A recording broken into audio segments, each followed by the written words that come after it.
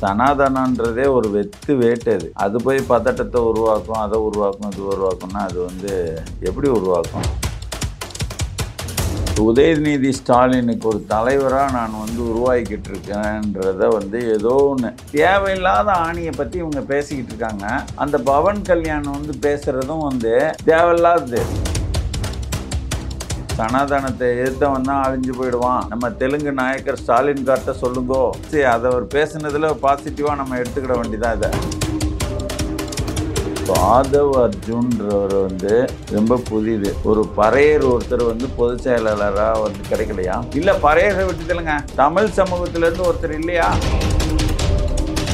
திராவிடம் என்றாலே வந்து தெலுங்கு ஆதிக்கம் தான் சொல்லிட்டு காதில் ஈயத்த காட்சி ஊற்றாத குறையா நாங்கள்லாம் பேசிகிட்டு இருக்கோம். அது வந்து திருமாவளவன் அவர்களுக்கு தெரியுமா அப்படின்னா தெரியும். ஆதவ் அர்ஜுன் இவர் யாரு? மது ஒழிப்பு மாநாடுனால அதை ஒட்டிய இவரோட செயல்பாடுகளால இவரோட இமேஜ் வந்து டேமேஜ் ஆகி போச்சு. தமிழக வெற்றி கழகம்னு ஒரு கட்சியை இவர் ஆரம்பிக்கிறாரு. இந்த ஆரம்பிக்கிற போது வந்து அவர் ஒரு 10 விழுக்காடோ இல்லை ஒரு 15 விழுக்காடோ ஓட்டை பிரிச்சுடுறாரு. இதே இது வந்து எடப்பாடி பண்ணியிருந்தாருன்னா என்ன இருக்கும்? இவர்களோட சத்தம் வந்து காது ஜவ்வு அருந்து போயிடும். 5 பேர் உயிரை காவு வாங்கிய எடப்பாடியே பதவி விலகு. இப்போ 5 பாடியை வாங்கின எடப்பாடி தமிழர்னா வந்துட்டு இழிச்சவனா நினைச்சு அடியில் எவன் எந்திரிச்சு வந்தாலும் கீழே இதில் பார்க்குறானுங்க அப்படின்றது ஒவ்வொரு தமிழருக்கும் போய் சேரணும். இன்னொரு பக்கம் அதிமுக சார்பில் எடப்பாடி பழனிசாமி அவர்களோ சீமான் அவர்களோ நான் மற்ற கட்சியாக இருக்கக்கூடிய திருமுருகன் காந்தி கம்யூனிசம் யாருமே இந்த சனாதனங்கிற விஷயத்தை தொடவே இல்லையானே. அவங்களுக்கெல்லாம் வந்து பேசுறதுக்கு வேற அரசியல் இருக்குது. அதாவது அந்த கண்தானத்துக்கு கூட மரியாதை இருக்கு, ரத்த தானத்துக்கு மரியாதை இருக்கு.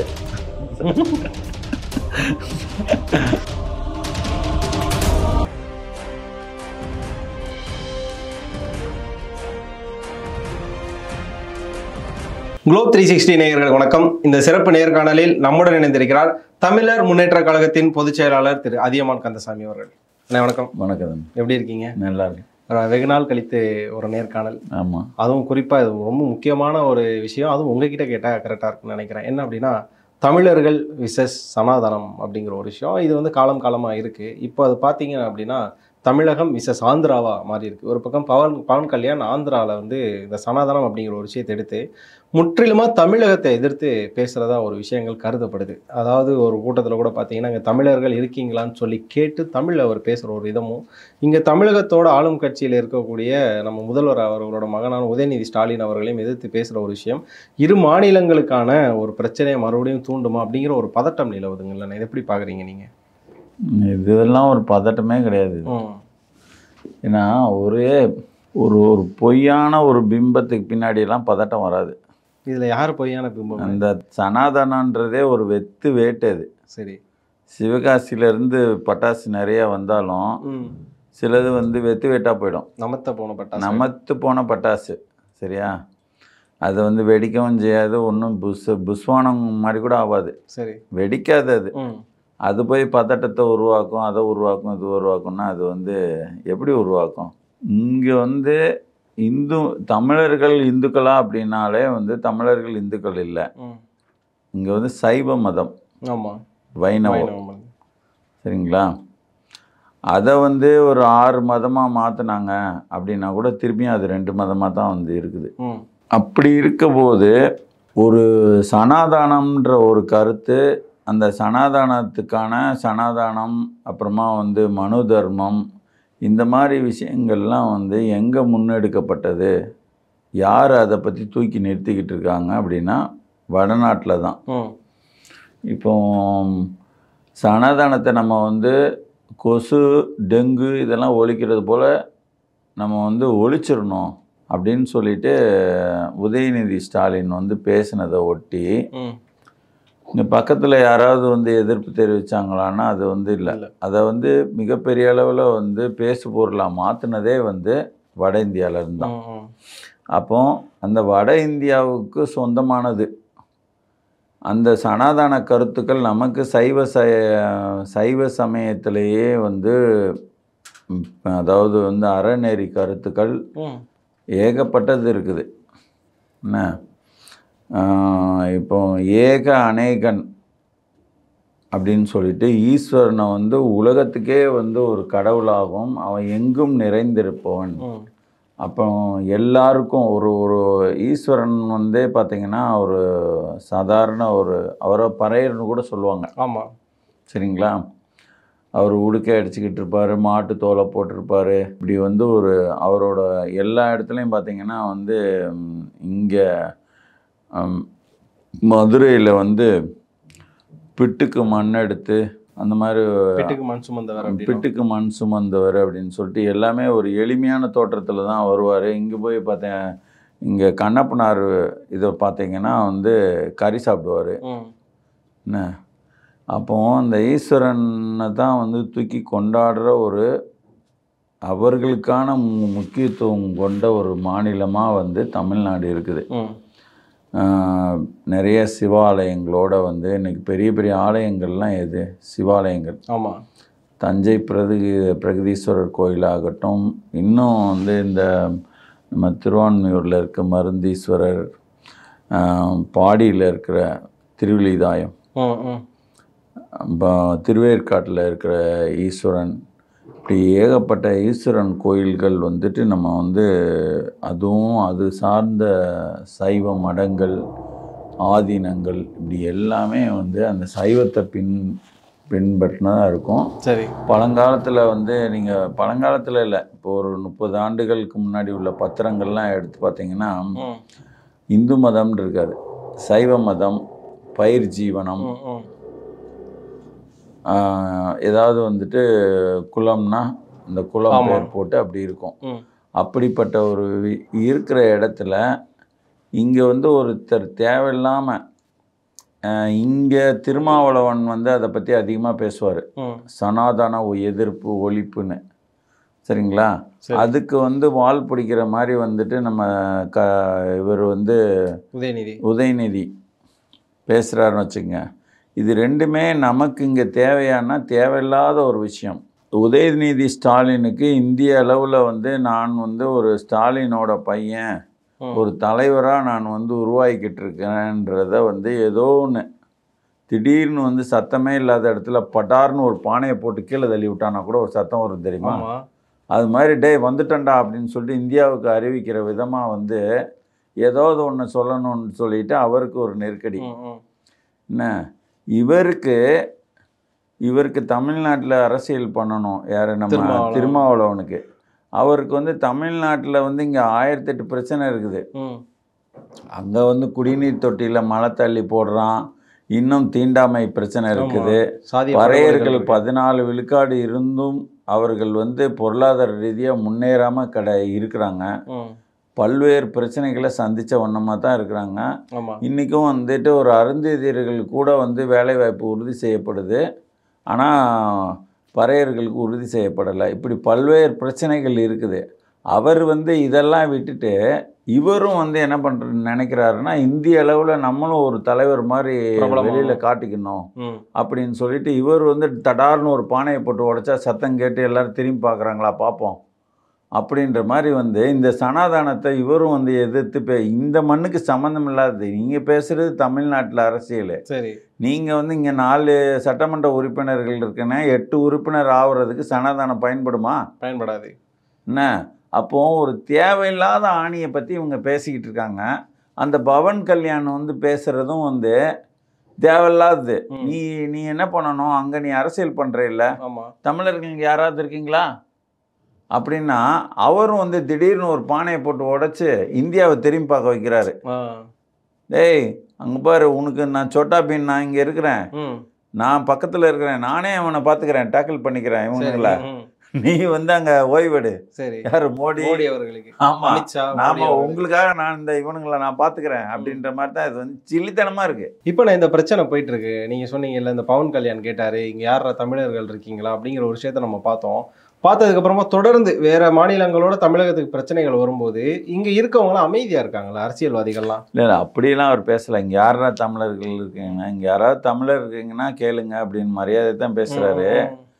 அவர் வந்து அவர் சொல்கிற வர்றது என்னென்னா, தமிழர்கள் இங்கே இருக்கீங்கன்னா நான் வந்து சொல்கிறது புரியுதா, சனாதானம் வந்து ஒரு சனாதானத்தை எதிர்த்தவன் தான் அழிஞ்சு போயிடுவான். நான் இதை வந்து உங்கள் நாயக்கர், நம்ம தெலுங்கு நாயக்கர் ஸ்டாலின் கார்ட்ட சொல்லுங்கோ, அவர் நாயக்கர்கிட்ட சொல்லுங்கன்றாரு. ஆனால் அவர் வந்துட்டு இன்னொரு தடவை இங்கே மணவாடு ஆட்சி தான் இருக்குன்றதை அவர் உறுதிப்படுத்துறாரு. என்ன அதை அவர் பேசுனதுல பாசிட்டிவாக நம்ம எடுத்துக்கிட வேண்டியதான் இதை. அப்படிதான் நம்ம எடுத்துக்கணுமே தவிர அவர் வந்து இந்த 2 இனத்துக்கும் சம்மந்தப்படுத்தி பேசிட்டார்ன்றதெல்லாம் கிடையவே கிடையாது. அவர் ஒரு இந்து மத பற்றாளர். அவர் படித்து வந்த இதுபடி வந்து பொதுவாகவே வந்து பார்த்தீங்கன்னா, எனக்கு தெரிஞ்சு வந்து இந்த இந்தியாவில் இந்த சமஸ்கிருதத்தை அதிகமாக உள்வாங்கின ஒரு மொழின்னா அது தெலுங்காக தான் இருக்கும். சரிங்களா? அந்த தெலுங்கு அப்படி ஒரு உள்வாங்கின ஒரு அதில் அந்த பின்னணியில் வளர்ந்த ஒருத்தர் அவர் சனாதனத்தை ஆதரிக்கிறவராகவும் அதை தீவிரமாக பின்பற்றுறவராகவும் இருக்கிறதுல ஒன்றும் ஐயம் இல்லை. அது ஒரு பிரச்சனை இல்லை அவருக்கு.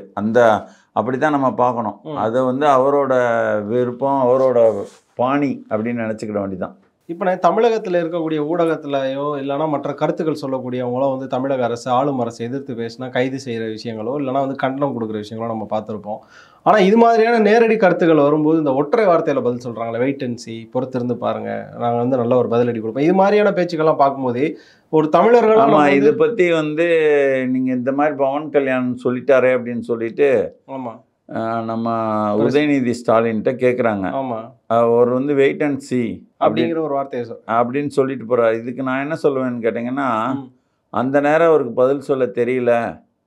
நான் இதுக்கு போய் டிக்ஷனரி எல்லாத்தையும் பார்த்துட்டு விக்கிபீடியா, பிரிட்டானிக்கா, அப்புறம் வந்துட்டு நம்ம வந்து கூட இருப்பார் அவர் அமைச்சர் பெருமக்கள் அவர்கள் இவர்கள்ட்ட எல்லாம் கொஞ்சம் கலந்து ஆலோசிச்சுட்டு அப்புறமா நான் பதில் சொல்கிறேன், எனக்கு இப்போ தெரியல, அதுதான் அர்த்தம். இப்போ நீங்கள் முதல்ல சொன்னீங்க சனாதனம் அப்படிங்கிற ஒரு விஷயத்தை திருமாவளவன் எப்போதுமே தூக்கி பேசுவார் அப்படின்னு. இப்போ ஒரு மாநாடெல்லாம் நடந்தது, அது ஒரு பக்கம் இருக்கட்டும்.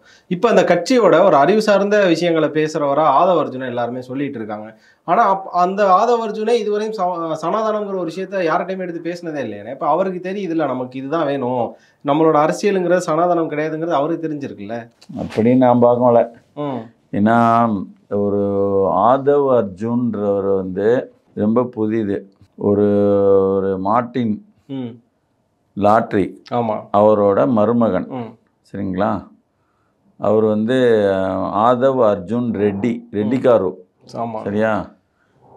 இந்த ஒரு ஒரு ஒரு தொன்மை வாய்ந்த ஒரு பழைய ஒரு பறையர் குடி பெரும்பான்மையாக இருக்கிற ஒரு விடுதலை சிறுத்தைகள் கட்சிக்கு ஒரு பறையர் ஒருத்தர் வந்து பொதுச் செயலாளராக வந்து கிடைக்கலையா? அதுவே ஒரு ஒரு துரதிர்ஷ்டம். சரியா? அப்படி தான் நான் பார்க்குறேன் நான். ஏன்னா ஒரு திராவிடம்ன்ற பேரில் ஒரு அரசியலை துவங்கி இன்றைக்கி வந்து ஒரு கத்துக்குட்டி வரைக்கும் வந்து துணை முதல்வராக்கி விட்டு போகிற அளவுக்கு வந்து அது ஒரு நீண்ட ஒரு பெரிய ஒரு தொடர்ச்சியான ஒரு வேரோடு சேர்ந்து உருவாக்கி வச்சுட்டு போயிடும். அது மாதிரி இருக்கிறதுனால நம்ம திராவிடம் என்ற ஒரு தெலுங்கர் முன்னேற்ற கழகத்தை அழிக்கிறதுக்கு நம்ம சிரமப்பட்டுக்கிட்டு இருக்கோம். அப்படி வந்து ஒரு திராவிடம் என்றாலே வந்து தெலுங்கு ஆதிக்கம்தான் சொல்லிட்டு காதில் ஈயத்தை காய்ச்சி ஊற்றாத குறையாக நாங்கள்லாம் பேசிகிட்டு இருக்கோம். அது வந்து திருமாவளவன் அவர்களுக்கு தெரியுமா அப்படின்னா தெரியும், நல்லா தெரியும் அவருக்கு. ஏன்னா அவரே பல இடங்களில் வந்து முன்னாடி பேசியிருக்காரு, திராவிடம்னா என்னன்னு சொல்லிட்டு விளக்கம்லாம் கொடுத்துருக்காரு. அப்படியேப்பட்ட ஒருத்தர் வந்து என்ன உலகத்தில் இல்லாத என்ன அறிவு இவன் தான் வந்து மிகப்பெரிய அறிவாற்றல் உள்ளவன் சொல்லிட்டு ஆதவ அர்ஜுனை கண்டுபிடிச்சாரா? இவர் தான் மிகப்பெரிய ஆற்றல் உள்ளவர்னு கண்டுபிடிச்சி அவரை கொண்டு வந்து பொதுச் செயலாளர் ஆக்கினாரா? அவர் என்ன காரணத்துக்காக ஆக்கினாரு? என்ன வெளியில் பேசிக்கிறாங்க, அவர் வந்து ஒரு கட்சி நிதியாக பல கோடியை கொடுத்துட்டாரு. அப்போ பல கோடி கொடுத்ததுனால மட்டுமே வந்து ஒருத்தன் பிற மொழியினர் இன்னும் வந்துட்டு ஒரு சேட்டு மார்வாடி என்ன அப்புறம் வந்து அந்த பக்கம் இருக்கிற பெங்காலி யாரை வேணால் கொண்டு வந்து ஆக்கிடலாமா? கட்சியில் ஆக்கிட்டு ஒருவேளை வந்து அவருக்கும் பொதுச் செயலாளர் கொடுத்துட்டு பேசுங்க இந்த அரசியலை அப்படின்னு பண்ண முடியுமா? அப்போ அவர் வந்து இப்படி ஒரு மாற்று மொழிக்காரரை வந்து பொதுச் செயலாளர் பதவிக்கு கொண்டு வந்ததே வந்து மிகப்பெரிய குற்றம். நான் அப்படி தான் சொல்லுவேன். ஏன்னா ஒரு இன்னைக்கும் போய் நம்ம போய் ஜாதகம் கொடுத்து ஏதாவது வந்து பார்க்கணுன்னா வள்ளுவர்கிட்ட போய் பார்க்குறோம். ஆமாம். அவ்வளோ பெரிய அறிவுக்குடியான இதில் வந்து ஒரு கட்சியை வந்து அடுத்த கட்டத்துக்கு எடுத்துகிட்டு போகணுன்றது ஒரு தலைவர் நினைக்கிறது தப்பு இல்லை. ஒரு இளைய தலைமுறையாகவும் ஒரு ஒரு ஒரு இளைஞரை கொண்டு வர்றது நினைக்கிறது தப்பு இல்லை. அப்படி ஒருத்தர் வந்து இந்த பறையர் சமூகத்திலேருந்தே இல்லையா? இல்லை, பறையரை விட்டுதலுங்க, தமிழ் சமூகத்திலேருந்து ஒருத்தர் இல்லையா? அவர் கட்சியில் இல்லையா? அவர் கட்சியில் இல்லையா? உங்களுக்கு வந்து வேற ஒரு இந்த தெலுங்கு ஆதிக்கம் இங்கே கொடி கட்டி பறந்துகிட்டு இருக்கும்போது இன்னொரு தெலுங்கரை தான் கொண்டு வரணுமா? அப்படிப்பட்ட வந்த ஒருத்தர் அவர் வந்து தான் வந்து தன்னை முன்னிலைப்படுத்துவதற்காக அவர் வந்து பல விஷயங்களை செய்யலாம். அந்த செய்கிறது எல்லாமே வந்து முதல்ல நீங்கள் எல்லாத்தையும் வந்து ஆய்வுக்குட்படுத்தணும், சந்தேகப்படணும். சரிங்களா? இந்த அதாவது ஹூ இஸ் ஆதவ் அர்ஜுன், இவர் யார், இவருக்கு பின்னாடி இவர் என்ன பின்புலத்திலேருந்து இந்த கட்சிக்கு வந்தார், இவர் எதுக்கு இவரால் வந்து இவரை வந்து தலைவர் ஆக்குனாங்க, இவர் பொதுச் செயலாளர் ஆக்குனாங்க, இவருக்கு முக்கியத்துவம் இவர் கொடுக்க வேண்டிய தேவை என்ன, எங்கேருந்து வருது, இது எல்லாமே கேட்கக்கூட முடியாத அளவில் வந்து அந்த கட்சி தொண்டர்கள் இருக்கிறாங்கன்றதே வந்து ஒரு பேரவலம் இது. சரியா? ரெண்டாவது வந்து அவர் மிக ஒரு ஒரு ஒரு ஸ்டாலின் வந்து வெளிநாட்டுக்கு போயிருக்கும்போது வந்து ரொம்ப பரபரப்பாக வந்து மது ஒழிப்பு மாநாடு, நான் அந்த பேச்செல்லாம் கேட்டேன் நான். சரி, என்ன உங்களுக்கு வந்து இன்றைக்கி இப்போ ஒரு 500 கடை, அடுத்த மாதம் ஒரு 500 கடைன்னு குறைப்பீங்கன்னு பார்த்தீங்கன்னா நீங்கள் வியாபாரத்தை பெருக்கிக்கிட்டே போகிறீங்க, என்ன அர்த்தம்? தாட்பூட் தஞ்சாவூர்னு பயங்கரமாக வந்துட்டு குரல் கொடுத்தாரு. நேராக அவர் வந்து வெளிநாட்டிலேருந்து வந்த உடனே பொட்டிப்பாம்பு மாதிரி மாறி நேரில் சந்திச்சு நடுவண் அரசு போய் மதுக்கடைகளை ஒழிக்கணுமா? ஆமாம். அந்தர்பல்ட்டி ஆகாயமா ஏதோ ஒன்று சொல்லுவாங்களே, அது மாதிரி மாறிட்டார். மாறி இந்த ஒரு இவரோட இந்த மது ஒழிப்பு மாநாடுனால, அதை ஒட்டிய இவரோட செயல்பாடுகளானால இவரோட இமேஜ் வந்து டேமேஜ் ஆகிப்போச்சு. அப்படி தான் நான் சொல்லுவேன் நான்.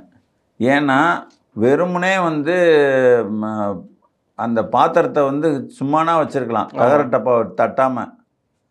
தகர டப்பாவை தட்டி இவர் பேரை கெடுத்துக்கிட்டார். ஏன்னா அந்த மாநாடுமே ஒரு மது மற்றும் போதை ஒழிப்பு மகளிர் மாநாடுன்னு தான் சொல்லியிருந்தார். ஆனால் அங்கே பார்த்தீங்கன்னா அதிக அளவில் ஆண்களும் வந்திருந்தாங்க. வந்திருந்த ஆண்களை பாதி பேர் குடிச்சிட்டு வந்திருந்தாங்க அப்படிங்கிற ஒரு விஷயங்கள் இருக்குல்ல, அதை வந்து எதிர்கட்சிகள் செஞ்சதா ஒரு பக்கம் கருத்துக்கள் வருதுண்ணே. இல்லைங்க, எதிர்கட்சி செஞ்சாங்க செய்யலைன்றது நான் என்ன கேட்குறேன்னா, மது நீங்கள் வந்து யாரு கூட கூட்டணி இருக்கிறீங்க? திமுக கூட. திமுக வந்து மது ஒழிப்புன்னு சொல்லிட்டு வந்து இங்கே நாடகம் போட்டு ஒழிக்காமல் கடையை அதிகரிச்சுக்கிட்டு இருக்கு.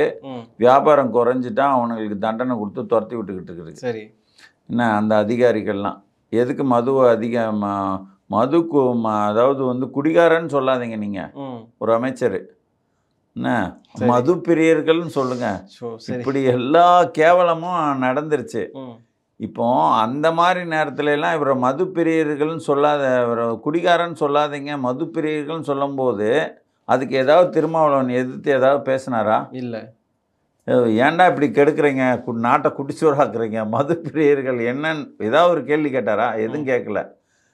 இப்போ அந்த கட்சியில் இருக்கவங்களே வந்து குடிப்பவர்கள் எத்தனை பேர்? விடுதலை சிறுத்தைகளில் இருக்கிறவர்களில் குடிக்கிறவர்கள் எத்தனை பேர்? குடிக்காதவர்கள் எத்தனை பேர் அப்படின்னு சொல்ல முடியுமா? முடியாது. சரிங்களா? எப்படியும் ஒரு பாதி பேராவது குடிப்பாங்களா, குடிக்க மாட்டாங்களா? கண்டிப்பாக குடிப்பாங்க. தமிழ்நாட்டில் இன்றைக்கி 90 பேர் குடிக்கிறாங்க எனக்கு தெரிஞ்சு. அந்த 90 பேரில் வந்து ஒரு 20 பேர் இல்லை அந்த 90 பேரில் எல்லா கட்சியிலையும் இருக்கிறவன் தான் 90 பேர். ஆமாம். சரிங்களா? அவன் வந்து எல்லா அதிமுக திமுக எல்லா கட்சியிலையும் இருப்பாங்க. அப்படி இருக்கும்போது வந்து இந்த கட்சியிலையும் குடிக்கிறவங்க இருப்பாங்க. என்ன அப்படி இருக்கிறவங்க வந்து குடிக்க மாட்டாங்களா? நீங்கள் வந்து குடிச்சிட்டு வந்திருக்காங்க அப்படின்றீங்க. குடிச்சிட்டு வர்றதுக்கு அங்கே வாய்ப்பு இருக்குது. இதென்ன வந்து விடுதலை புலிகள் அமைப்பா இது? யாரும் குடிக்காம இருக்கிறதுக்கு. விடுதலை சிறுத்தைகள்னு பேர் வச்சிட்டதுனால விடுதலை புலிகள் போல் வந்துட்டு அமைப்பு போல் செயல்படணும்னு இது இருக்குதா? அதெல்லாம் கிடையாது. நீங்கள் அதாவது வந்து இந்த திமுகன்றவர் என்ன பண்ணியிருக்கணும் அப்படின்னு கேட்டிங்கன்னா, திமுக கட்சி வந்து தொடர்ந்து மது வந்து எண்ணிக்கையை பெருக்கிக்கிட்டே இருக்குது. மதுக்கூடங்களை பெருக்கிக்கிட்டு இருக்கு. அதோட வருமானத்தை வந்து 40,000 45,000 கோடி 50,000த்துக்கு போய்கிட்டு இருக்கு. ஒரு இவ்வளோ தூரம் வச்சுட்டு இந்த டார்கெட்டு எட்டணும்னு ஒரு உத்வேகமாக செயல்படுது. அதனால் நாங்கள் வந்து இந்த கட்சி கூட நாங்கள் கூட்டணி இல்லைன்னா வந்து இத்தனை நாளைக்குள்ளே இந்த கடைகள் மொத்தத்தையும் மூடலைன்னா நாங்கள் இந்த கூட்டணியை விட்டு வெளியே போயிடுவோன்னு அறிவித்து செயல்பட்டாருன்னா அது வந்து ஆதவ அர்ஜுனும் தேவையில்லை, யாருமே தேவையில்லை அந்த கட்சியை வளர்க்குறதுக்கு. சரிங்களா? எந்த கட்ட பஞ்சாயத்து எதுவுமே செய்யக்கூடாது. சிலர் நில மோசடியிலாம் சம்மந்தப்பட்டிருக்காங்க அந்த கட்சிக்காரங்க. நானே பாதிச்சிருக்கிறேன். சரிங்களா? அப்படி எந்த மாதிரி தப்பு தண்டாலையும் ஈடுபடக்கூடாது. முழுக்க வந்து நீங்கள் மக்களுக்கான சேவை செய்பவர்களாக நீங்கள் இருக்கணும். ஏன்னா யாரை பற்றி நீங்கள் கவலைப்படாதீங்க. நம்ம நேர்மையாக செயல்பட்டோம்னா வந்து இந்த ஆளுங்கட்சியோட தயவுலாம் நமக்கு தேவையே கிடையாது அப்படின்ற மாதிரி செயல்பட்டும் மற்ற சமூகங்கள் கூட தமிழ் சமூகங்களோட இணக்கமாகவும் போகணும்னு தன் போக்கை மாற்றிக்கிட்டார் அப்படின்னா ஆதவ அர்ஜுனும் தேவையில்லை, யாருமே தேவையில்லை. இவரே வந்து ஒரு கிட்டத்தட்ட எப்படி பார்த்தாலும் ஒரு 20 எம்எல்ஏ, நான் 40 சட்டமன்ற உறுப்பினர்னு போயிட்டு எனக்கு இவ்வளோ இந்த பதவி கொடுத்தே ஆகணும், இல்லைன்னா அவ்வளோதான் அப்படின்ற மாதிரி போகலாம். இவருக்கு அந்த எண்ணம் கிடையாதே. இவருக்கு அந்த எண்ணம் கிடையாதுங்கும்போது நம்ம தலைவருக்கு அந்த எண்ணம் கிடையாதுப்பா. அவர் இன்றைக்கி ஒன்று பேசுவார், நாளைக்கு ஒன்று பேசுவார் அப்படின்னு சொல்லிட்டு இவர் உத்தரவு போட்டால் அவங்க எப்படி கேட்பாங்க? நீங்கள் வந்து குடிக்காமல் வாங்கன்னு சொன்னால் கூட எப்படி கேட்பாங்க அவங்க? கண்டிப்பாக. சரிங்களா? அதனால் வந்து இது அங்கே குடிச்சிட்டு வந்திருக்கிறதுக்கெல்லாம் வாய்ப்பு இருக்குது. அதை வந்து நம்ம வந்து ஒரு இப்போ ஒரு கட்டுப்பாடோடு இருக்கணுங்கும்போது நாம் வந்து கேடு கெட்டவர்களோட கூட்டணியில் இருக்கக்கூடாது. அந்த கேடு கெட்டவர்களோட இருந்து ஒதுங்கி இருந்தால் தான் நாம் கட்டுப்பாடோடு இருக்க முடியும். இவர் அதை செய்யணும். அந்த விஷயத்தை அவர் உணரணும்ல. ஆமாம். இப்போ நான் இந்த மாநாட்டுக்கான தளர்வுகள் அப்படிங்கிற ஒரு விஷயத்தை பேசணும்னு நினைக்கிறேன். இது வந்து விடுதலை சிறுத்தைகள் இப்போ இந்த ஒரு மாநாட்டை நடத்தினாங்க. இதுக்கான கேள்விகளோ நிபந்தனைகளோ எதுவும் வெளியில் வந்ததா நமக்கு தெரியல. ஆனால் இப்போ கட்சி தொடங்கி வர 27ஆம் தேதி மாநாடு நடத்த போகிற தமிழக வெற்றிக் கழகம் விஜய் அவர்களோட கட்சிக்கு தொடர்ந்து காவல்துறை சார்பாக கேள்விகளும் அரசாங்க சார்பாக நிறைய நெருக்கடிகளும் கொடுக்கப்படுறதா சொல்கிறாங்கல்ல. ஒருவேளை விஜய் அவர்களோட அரசியலை பார்த்து இங்கே வந்து திமுக பயப்படுதா அப்படிங்கிற ஒரு கேள்வி வைக்கிறாங்க எல்லாருமே. இது வந்து எப்படின்னு கேட்டிங்கன்னா, திமுகன்ற ஒரு கட்சி தமிழ் இனத்துக்கு எதிரான கட்சி. அந்த தமிழ் இனத்துக்கு எதிரான கட்சியை வீட்டுக்கு அனுப்புறதுக்கு ஒரு அதிமுகன்ற ஒரு கட்சியால் முடியும். சரியா? சரி. ஆனால் அந்த அதிமுகன்ற கட்சி கூட ஒரு கூட்டணி, இப்போ திமுக கூட கூட்டணி ஒரு என்ன சொல்கிறது, பசை போட்டு ஒட்டின மாதிரி வந்து திமுக விட்டு காங்கிரஸ் போகவே போகாது. ஏன்னா இனப்படுகொலையில் சம்மந்தப்பட்ட கட்சி. விசிகா போகவே போகாது. 3 குழல் துப்பாக்கி ஆகிட்டாங்க. ஆமாம், 3 குழல் துப்பாக்கி ஆகிட்டாங்க. அதை மாதிரி கம்யூனிஸ்ட்டுகளும் போகவே போகாது. அடுத்து இந்த சிறுபான்மையினர்ன்ற பேரில் முஸ்லீம் கிறிஸ்துவ அமைப்புகளும் போகவே போகாது. இப்படி வந்து இவங்கெல்லாம் பசை போட்டு ஒட்டின மாதிரி வந்து இந்த ரயில் இன்ஜினை கட்டி ரயில் இன்ஜின் வந்து திமுக போலையும் இவங்கெல்லாம் இணைப்பு பெட்டிகள் மாதிரி ஆயிட்டாங்க. சரிங்களா? வந்தே பாரத் ரயில் மாதிரி இவங்க வந்து திமுக தெலுங்கர் முன்னேற்ற கழகத்தை இழுத்துட்டு போகிற ஆட்கள் மாதிரி ஆயிட்டாங்க. சரி. இப்போ அவர்கள் ஒரு ஒரு ஒரு ஒரு இந்த கூட்டணி வச்சு, அதுவும் தமிழர்களோட கட்சிகளை வச்சே நான் வந்துடுவேன். ஏன்னா நீங்கள் வந்து தலைமைக்கு லாயக்கு இல்லை, நாங்கள் தான் லாயக்கு. தமிழர்களாக இருக்கவங்க வந்து தலைமைக்கு லாயக்கில்லை, உங்களையும் சேர்த்து நாங்கள் தான் இழுத்துட்டு போக முடியும் அப்படின்னு சொல்லிட்டு நம்ம ஒரு நாயுடு பேசுவாரே, அவர் இது என்ன, காமாட்சி நாயுடு, அவர் சொல்கிற கூற்றுக்கு இணங்க நம்மெல்லாம் வந்து இவங்களுக்கு சுயநலம் முக்கியம். சரி. இந்த திமுக தான் வந்து ஒரு கட்டுக்கோப்பாக இருக்குது, அதுக்கு பின்னாடி போனால் தான் நம்ம எதாவது சாப்பிட முடியும் அப்படின்ற நினப்பில் அந்த திமுக கூட்டணிக்கு போகிற கொங்கு ஈஸ்வரன்லேருந்து எல்லாருக்குமான ஒரு எண்ணம், இப்படிப்பட்ட எண்ணம். சரி. அது யார் கூட திமுக கூட யார் போனாலும் சரி, சரிங்களா? இது ஒரு பக்கம். அதிமுக கூட வந்து இதே மாதிரி வந்து சரி இந்த சுயநலத்துக்காகவே கூட இருக்கட்டும், ஆனால் நம்ம அதிமுக கூட நம்ம போயிடுவோம், போயிட்டு நம்மளும் நல்லா இருப்போம், அவங்களும் நல்லா இருக்கட்டும்ன்ற எண்ணத்தோட பல கட்சிகள் போகலாம். இதே விசிக போகலாம், இல்லை வந்துட்டு நம்ம பாமக போகலாம். ஆனால் பார்த்துட்டிங்கன்னா இங்கே தான் ஒரு பிரச்சனை இருக்குது. தெலுங்கர்களாக இருக்கிற தலைமையில் இருக்கிறவங்கக்கிட்ட நீ என்ன சாதி ஏது என்ன விவரம், நீ எங்கே ஓங்கோல்லேருந்து ஓடி வந்தியா இல்லை எடப்பாடியிலேருந்து ஓடி வந்தியா, எந்த கேள்வியும் இருக்காது அங்கே. நீங்கள் வந்து தெலுங்கராக இருந்தீங்கன்னா, தெலுங்கராக இருந்து கட்சி ஆரம்பிச்சிங்கன்னா கூட நீங்கள் யாருன்னு உங்களுக்கு கேட்க மாட்டோம். நாங்கள்லாம் வந்து ஒன்று சேர்ந்து உங்களை கட்டிப்பிடிச்சி முத்தம் கொடுப்போம். ஆனால் நீங்கள் ஒரு தமிழர்னு சொல்லிட்டீங்கன்னா நீ என்ன பண்ண ஏது பண்ண உங்களை வந்து ஒரு சின்ன ஒரு பூச்சி வந்து போய்கிட்டு இருக்கும், அதை போட்டு மொத்த எறும்பு மொச்சுக்கிடும் தெரியுமா? மொச்சு எல்லாரும் கேள்வி கேட்கும். நீ அதை பண்ண இதை பண்ண இதை பண்ண அதை பண்ணன்னு சொல்லிட்டு கேள்வி கேட்டு அதை பிச்சு பேன்னு பார்த்து எல்லா கெடுதல் வேலையும் செய்வாங்க. அந்த எண்ணம் வந்து நம்மால் இப்போ வந்து திமுகட்ட வந்து எனக்கு வந்து நான் எதுவுமே வேணாம், ஆட்சியில் பங்கு வேணாம், எந்த கத்திரிக்காயும் வேணாம் அப்படின்ற அளவில் வந்து அந்த கட்சி கூட போகிறதுக்கு தயாராக இருப்பாங்க. சரி, அவர் வந்து ஒரு தெலுங்கராக இருக்கணும். இப்போ இது எடப்பாடியும் ஒரு தெலுங்கராக இருந்தார்னா அவர்கிட்ட நிறைய பேர் பாதி பேர் கூட்டணி போயிருப்பாங்க. நான் சொல்கிறேன், எடப்பாடி மட்டும் ஒரு தெலுங்கராக இருந்தாருன்னா நேரம் கூட்டணி அங்கே போயிருக்கும். நேரம் கூட்டணி அங்கே போயிருக்கோம். ஏன்னா எடப்பாடி அதுக்கு தகுந்த மாதிரி வியூகம் வகுப்பார். ஏன்னு தெரியுமா? நம்ம இங்கே ரொம்ப சிறுபான்மை, நம்ம 10,000 பேர் தான் இருக்கிறோம். சரி, நம்ம இதுங்கெல்லாம் தட்டி கொடுத்து யாராருக்கு என்ன வேணுமோ அதெல்லாம் வந்து இப்போ ஒருத்தருக்கு இங்கே தட்டினா தான் அவருக்கு பிடிக்கும், ஒருத்தருக்கு இங்கே தட்டினா பிடிக்கும், ஒருத்தருக்கு இங்கே தட்டினா இல்லை கன்னத்தில் தட்டினா பிடிக்குன்ற மாதிரி எங்கெங்கே தட்டணுமோ தட்டி அரவணைச்சு கொண்டு போய் வரவர். சரி, அப்போ அவர் தமிழராக இருக்கிறதுனால மட்டும் இவங்களுக்கெல்லாம் வந்து கேலி கூத்தா தெரியுது. அவர் கூட வந்து கூட்டணி போய் நம்ம வந்து இவர்களுக்கெல்லாம் ரொம்ப யோக்கிய சிகாமணிகள் கிடையாது. ஏன்னா அதாவது சுயநலத்துக்கு தான் போய் கூட்டணி வச்சுக்கிட்டு இருக்காங்க. அதே சுயநலத்தை நம்ம ஒரு தமிழன் ஒருவங்க கூட போகண்டா அப்படின்னு கூட இவங்களுக்கு கிடையாது. சரிங்களா? ஒன்று மோடி கூட போய் கிடக்கணும், இல்லை இந்த ஆரிய ஆதிக்கம் முடிச்ச மோடி கூட, சரி, இல்லைன்னா வந்து இந்த தெலுங்கு ஆதிக்கவாதிகள் கூட போய் கிடக்கணும். இப்படிப்பட்ட ஒரு சூழ்நிலை இருக்கும்போது இங்கே வந்து வெற்றிக்கழகம், தமிழக வெற்றிக்கழகம்னு ஒரு கட்சியை ஒரு ஆரம்பிக்கிறாரு. இந்த ஆரம்பிக்கிற போது வந்து அவர் ஒரு 10 விழுக்காடோ இல்லை ஒரு 15 விழுக்காடோ ஓட்டை பிரிச்சுடுறாரு. பிரிக்கும்போது அது யாருக்கு பாதகமாக மாறும்? திமுகவுக்கு. சரியா? இவர்களோட நோக்கம் வந்து அப்படி அவன் ஓட்டை 10 15, சீமான் வந்து 8. ஆமாம், என்ன சீமான் 8 இருக்கிறாரு. அவர் வந்து அடுத்து வந்து ஒரு 2 கூடி 10 ஆகிறாரு வச்சுக்கோங்க. அவர் வந்து ஒரு 10 பிரிச்சுடுறாரு.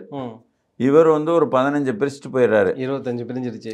25 பிரியும் போது அந்த அதிமுகவுக்கு விழுகிற ஓட்டெல்லாம் அப்படியே விழுந்துட்டாலுமே வந்து அதிமுக வந்துடும். ஆமாம், புரியுதா? அப்போ நம்ம வந்து ஆட்சி அதிகாரம் போயிடும். எழுதி வச்சுங்க, ஒரே ஒரு தடவை இந்த தெலுங்கர் முன்னேற்ற கழகம் வீழ்ந்துருச்சுன்னா வரலாற்றில் எந்திரிக்கவே முடியாது. அதனால் இந்த நாம் வீழவே கூடாதுன்றதுக்காக யாரெல்லாம் எந்திரிக்கிறாங்களோ அவங்களெல்லாம் எந்திரிக்கவே விடக்கூடாதுன்னு சொல்லிட்டு திட்டமிட்டு இந்த கட்சி வேலை செய்யுது. அப்படி தான் நான் இதை பார்க்குறேன். சார், ஒரு பக்கம் நம்ம இப்படி பார்க்கும்போது திரு எடப்பாடியார் அவர்களை பற்றி பேசணும். அவர் தமிழர் அப்படிங்கிற ஒரே காரணத்தினால தான் அவரையும் தொடர்ந்து அவர் வந்து எந்திரிக்க விடாமல் அவர் அடிக்கிற விஷயங்கள்லாம் நடக்குதானேங்க. நீங்கள் பாருங்கள், நீங்கள் ஒரு திமுக இன்னைக்கு இந்த இப்போ 4 பேர் வந்து செத்து போயிட்டாங்க, 5 பேர் செத்து போயிட்டாங்க, 63 பேர் என்னமோ மருத்துவமனையில். ஒரு சாகச நிகழ்ச்சி, விமான சாகச நிகழ்ச்சி நடக்குது. இதே இது அந்த 5 பேர் செத்து போனதுக்கு காரணம் எங்கேயுமே தண்ணி வைக்கலை. என்ன, லட்சக்கணக்கான மக்கள் வர்ற இடத்துல ஒரு விஐபிங்கன்ற பேரில் அவங்களுக்கு உட்கார்றதுக்கு குளிரூட்டி அது இது எல்லாம் செட்டப் பண்ண இந்த அரசுக்கு பொதுமக்கள் வருவாங்களே அவங்கள ஒழுங்குபடுத்துறதுக்கு ஒரு வேலிகள்லாம் கட்ட தெரிஞ்ச அரசுக்கு ஒரு குடிக்க அங்கங்கே தண்ணி தொட்டி வைக்கணும் அப்படின்னு செய்ய தோணலை. என்ன அவன் அப்போது வந்து பார்த்திங்கன்னா இந்த மக்களை பற்றி இவ்வளோ பெரிய ஒரு ஒரு கூட்டத்தை வந்து அந்த கூட்டத்தை வந்து நடத்துறதுக்கான ஒரு திட்டமிடல். அந்த ஒரு சின்ன ஆம்புலன்ஸ் வெளியேறி போனால் அதுவும் போக முடியல. அப்போது எந்த திட்டமிடலும் இல்லாமல் ஒரு அரசு ஒரு ரொம்ப கேவலமான ஒரு செயல்பாட்டை வந்து காமிச்சிருக்கு அந்த சாவு. இதே இது வந்து எடப்பாடி பண்ணியிருந்தாருன்னா என்ன இருக்கும்? கண்டிப்பாக நேரம் செய்கையில் இறங்கியிருப்பாங்க. மக்கள் உயிரை காவுவாங்க எடப்பாடியார், அதாவது வந்து பதவி நீங்குங்க அப்படின்ட்டு இருப்பாங்க நேரம். சரிங்களா? அப்போ நான் கேட்குறேன், இங்கே வந்து எடப்பாடின்றதில்ல, அந்த இடத்துல எந்த ஒரு தமிழர் இருந்தாலும் இவர்களோட சத்தம் வந்து காது ஜவ்வு அருந்து போயிடும். எடப்பாடி பதவி விலகு, 5 பேர் உயிரை காவு வாங்கிய எடப்பாடியே பதவி விலகு அப்படின்னு சொல்லிட்டு இன்னும் கேவலமாக எடுபடி எடப்பாடி, அந்த எடப்பாடி என்ன 5 பாடியை வாங்கின எடப்பாடி அப்படின்னு என்னென்னமோ வந்து சொல்லுவாங்க. ஆனால் இந்த ஒரு 5 பேர் தானே, ரொம்ப கொசு கடித்த மாதிரி இங்கே டீலிங். ஒரு தமிழர்கிட்ட ஒரு மாதிரியும் தெலுங்கர்னா வந்து அவங்க தேவலோகத்திலேருந்து வந்தவங்க மாதிரி நீங்கள் ஏன் நினைக்கிறீங்க? உங்களுக்கெல்லாம் வாயே இல்லையா? இப்போ எதிர்த்து பேசவே மாட்டீங்களா? இந்த நிலைமை மாறணும். இந்த நிலைமை மாறணும். இதை பற்றியான விழிப்புணர்வு. நாம் தெலுங்கர்னா இங்கே உள்ளவனுங்கெல்லாம் ஒரு டோனில் வந்து பேசுகிறானுங்க. தமிழர்னா வந்துட்டு இழிச்சவனா நினச்சி அடியில் எவன் எந்திரிச்சு வந்தாலும் கீழே இதில் பார்க்குறானுங்க அப்படின்றது ஒவ்வொரு தமிழருக்கும் போய் சேரணும். போய் சேரும்போது தான் வந்து இப்படியெல்லாம் ஒரு பிரச்சனை இருக்கான்றதே தெரியும் மக்களுக்கு. உண்மையிலே நம்மளை ஒரு மாற்று மொழியாக்காரன் ஆண்டுகிட்டு இருக்கான், அவன் இவ்வளோ கேவலமான ஒரு ஆட்சியை நடத்திக்கிட்டு இருக்கானேன்னு சொல்லிட்டு உண்மையிலே வந்து ஒரு படி கூட தான் வெறுப்பு வரணும். ஆனால் அவர்களாக இருந்தால் மட்டும் சரி நான் வேணாம், நாங்கள் இப்போ வெறுப்பு காட்ட மாட்டோம் அப்படி என்ன உனக்கு கெடுதலே நிறையா செய்கிறவன் தான் உங்களுக்கு பிடிக்குமா?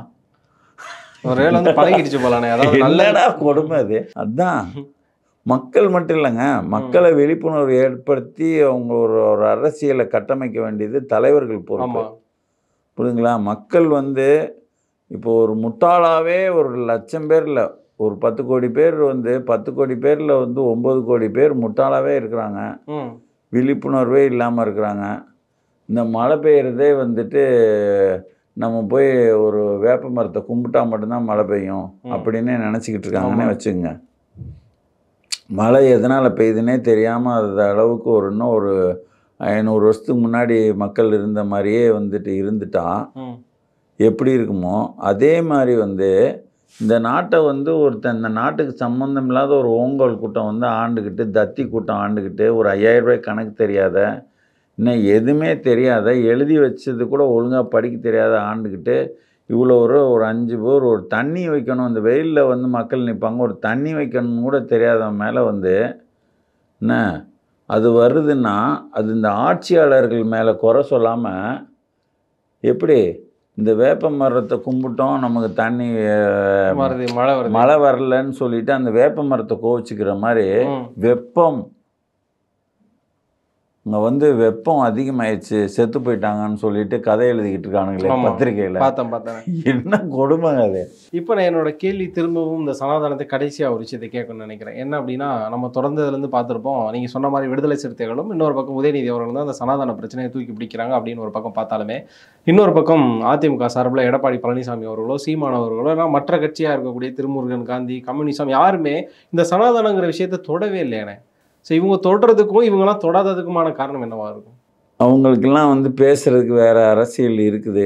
சரி, இந்த மாதிரி வந்து இந்திய அளவில் வந்துட்டு இப்போ திருமுருகன் காந்தி ஓன்னு கத்துனாலும் அங்கே இந்தியா அளவில் கேட்கவோ இல்லை இதை எடுத்து போடுறதுக்கோ வந்து வழி இல்லை.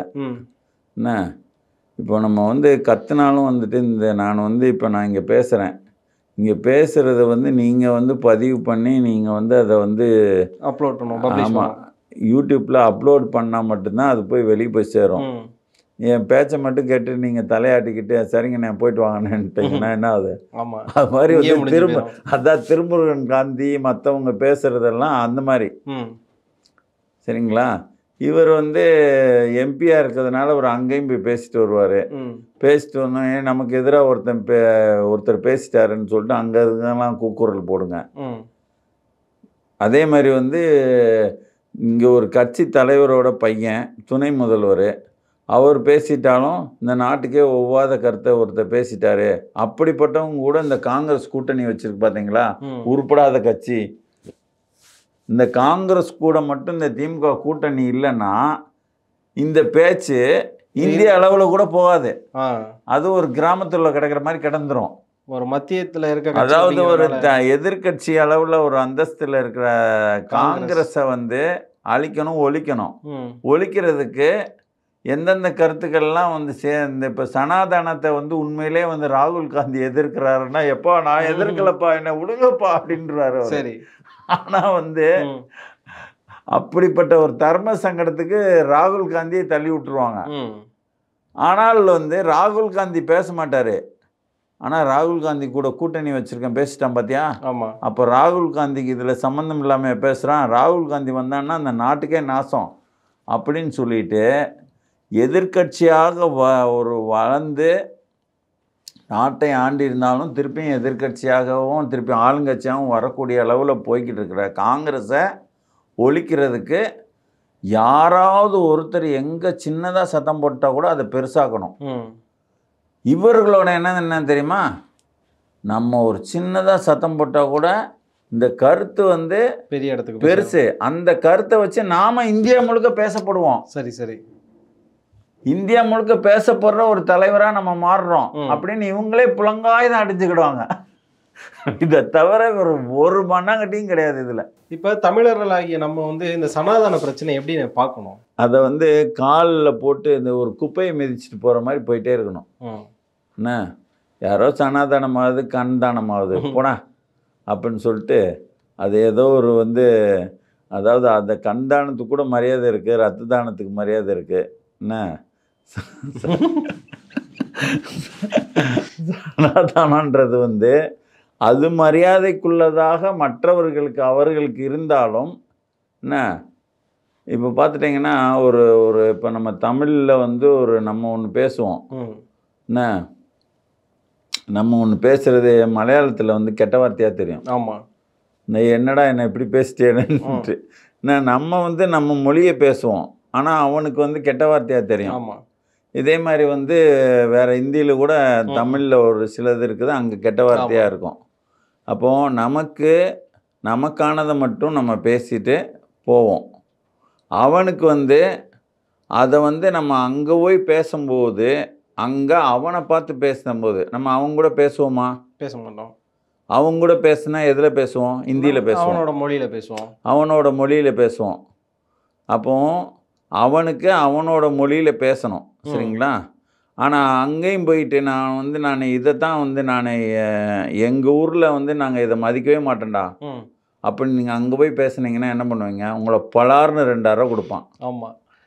என்ன அப்போ இங்கே உங்களை வந்து இங்கே நீங்கள் வந்து சனாதனத்தை பற்றி பேசினாலும் எதை பற்றி பேசினாலும் போங்கடா வெட்டி பசங்களான்ற மாதிரி வந்து பார்த்துக்கிட்டு போகிற ஊரில் அது ஒரு வெட்டியான வேலை.